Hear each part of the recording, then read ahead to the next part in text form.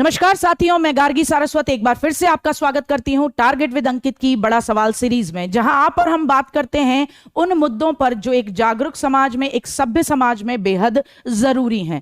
तो आज का बड़ा सवाल या बड़ा मुद्दा मैं इस बात से शुरू करना चाहूंगी कि हम सब जानते हैं बेटी बचाओ बेटी पढ़ाओ अभियान, जिसके बाद से हमने अपनी बेटियों को बचाना भी शुरू किया। कन्या भ्रूण हत्या कम दिखने को मिली, परसेंटेज में रिमार्केबल चेंजेस देखने को मिले, काफी कमी आई, और बेटियों को पढ़ाना भी शुरू किया। जिसके बाद हमने देखा कि स्टेम यानी कि साइंस, टेक्नोलॉजी, इंजीनियरिंग, मैनेजमेंट जैसे क्षेत्रों में हमारी बेटियों ने कमाल कर दिया, जो बाकी क्षेत्रों के मुकाबले, बाकी देशों के मुकाबले कहीं ज्यादा था। लेकिन इसी नारे के अंदर मैं एक बात जोड़ना चाहूंगी, बेटी बचाओ बेटी पढ़ाओ, और जब वो ससुराल जाए तो बेटी गंवाओ। बेटी गंवाओ मैंने क्यों जोड़ा, इसके पीछे का एक लॉजिक बताती हूं।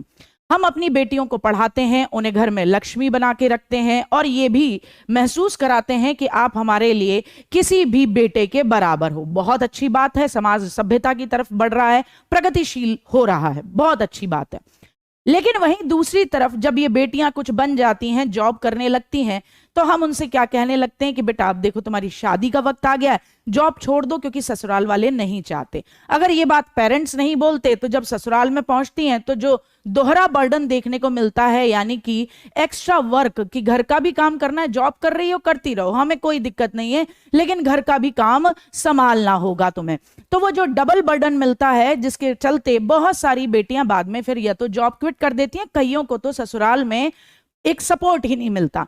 तो स्लोगन कुछ इस तरीके से बन जाना चाहिए, बेटी बचाओ बेटी पढ़ाओ या फिर बेटी गंवाओ। इसमें बेटी गंवाओ जोड़ने का एक रीजन तो जॉब से रिलेटेड है, जहां उनकी रिसोर्सेज में जब हम उन्हें तब्दील कर देते हैं, यानी एक मानव संपदा बना देते हैं पढ़ा लिखा कर, तो उन्हें जॉब करने से रोक दिया जाता है। दूसरा कारण यह भी है कि कई बार देखने में आया है कि जब भैया शादी हो जाती है, ससुराली जन बढ़िया नहीं है, पति बढ़िया नहीं है, तो उसके बाद भी हम क्या कहते सुनाई देते हैं कि नहीं बेटा, जिस घर में तुम्हारी डोली गई है वहीं से तुम्हारी अर्थी उठनी चाहिए, यही है हमारी परंपरा, यही है हमारा समाज, यही है हमारी सभ्यता। लेकिन इस बात पर चोट करते हुए एक नई और सुखद पहल की है रांची के प्रेम गुप्ता जी ने, जिनकी बेटी परेशान थी अपने पति से और ससुराली जन से। पति का कहीं एक्स्ट्रा मैरिटल अफेयर था। बेटी ने अपने माता पिता को बहुत लंबे समय तक बताया नहीं कि कहीं माता पिता परेशान नहीं होंगे, जो अमूमन हर बेटी करती है।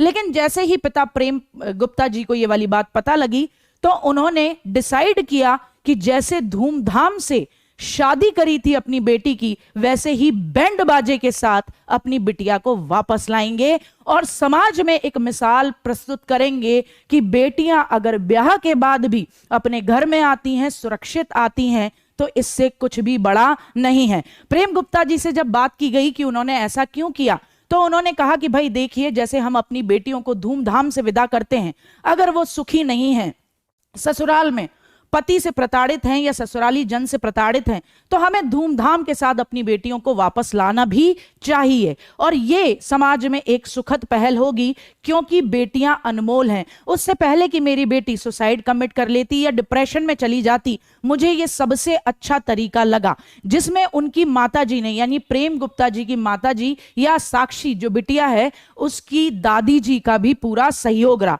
यह समाज में एक सुखद पहल है, एक नई चेतना मान सकते हैं हम इसे, कि हां, अगर बेटियां ब्याह के बाद वापस आ रही हैं और सुरक्षित नहीं हैं जिस घर में वो ब्याही गई हैं, तो उन्हें वापस ले आना ज्यादा उचित है उससे कि वो कफन में लपेटी हुई आए।